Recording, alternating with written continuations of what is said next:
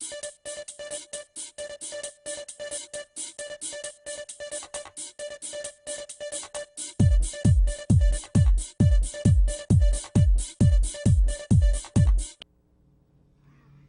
are special operatives in your area. Don't let them live to tell the tale.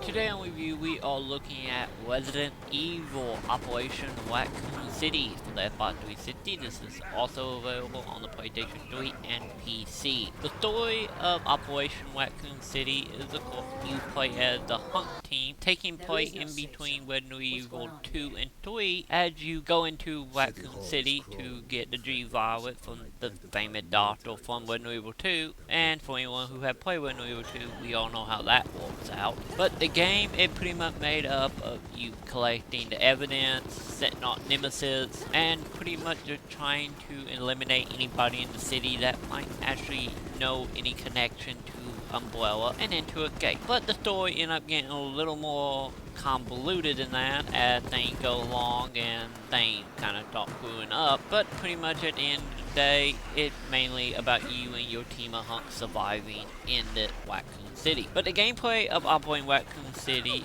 is a lot different than past Resident Evil game. This is a 4-player squad-based shooter along the lines of something like SOCOM, or could also be played similar to a lesser man version of Guild of War. And with every level you complete, you will gain billion to buy new weapons and unlock new ability, with each character having its own unique ability such as turning invisible, heat sensor, and so on. The game itself actually has some major problems overall. One of the major problems of the game is, of course, the AI in this. You can play this up to 4-player multiplayer, which, if you're going to play it, I really hope you have 3 other friends to join you on it, because if not, you will run into the AI doing such things as seem to be on time wars, add throwing grenades every 2 seconds, any if nothing is around, or AI that just will not be with you, will just vanish on you, get stuck in the drama tree. And the enemy AI is sort of a little bit better, but not by much. Most of the enemy will just sit in one area and shoot, and mainly just break down to you pretty much, just waiting for them to pop their heads up, or just running over them and killing them with your melee attack. And not really much challenge when it comes to the normal AI, but the challenge actually come in this in the later half of the game, when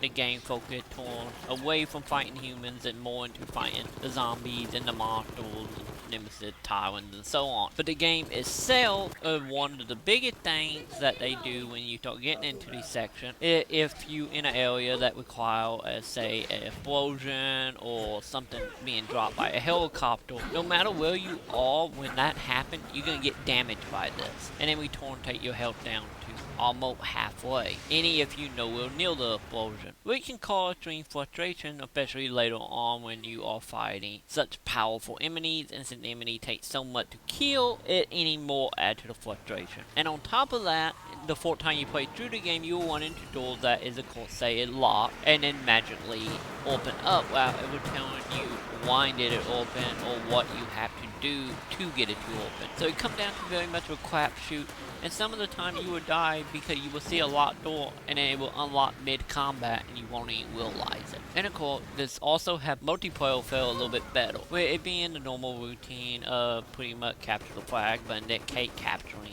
virus containers, and the normal like team deathmatch and so on. It can be fun, but extremely hectic and maybe a little irritating to some, since you have the zombies and the monster running around, and many times you will die without ever realizing what actually kill you. But for the patient who actually like having the extra challenge beyond just other human survival, they can get a little fun, and in some cases actually be really entertaining if the game is flowing right. So overall, Operating Raccoon City is not really a perfect game. The main thing it got going for it is story.